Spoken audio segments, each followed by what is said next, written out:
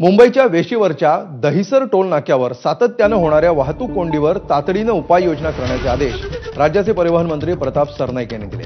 त्यांनी दहिसर टोल नाक्याची आज पाहणी करून टोल व्यवस्थापनाला कडक शब्दात सुनावलं। 4 दिवसांपूर्वीच सुचवण्यात आलेल्या अजूनही प्रभावीपणे उपाययोजना राबवण्यात आलेल्या नाहीत। त्यामुळे सरनाईक यांनी प्रशासन आणि ठेकेदारांना येत्या शनिवारचा अल्टिमेटम दिला आहे। अन्यथा संबंधित ठेकेदारांवर गुन्हे दाखल करून त्यांचे करार रद्द करण्याची कारवाई करण्यात येईल असंही त्यांनी जाहीर केलं।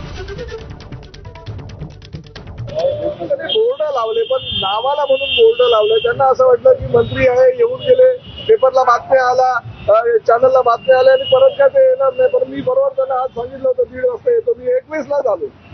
थोड्याफार प्रमाणात आमच्या पोलीस खात्याच्या किंवा ट्रॅफिक एसीपी जे आमचे आहेत त्यांच्या म्हणण्यानुसार थोड्याफार प्रमाणात फरक पडलेला आहे। मुंबईवरून येणाऱ्या वाहनं जी मोठ्या प्रमाणात इकडे थांबत होती आता ती थांबत नाही। आता त्याला रूट मिळाला असल्याकारणाने ते फास्ट जातात, तिकडे वाहनं कुठल्याही प्रकारे वाहतूक कोणती होत नाही। पुढची बातमी नवी मुंबईतून। नवी मुंबईतील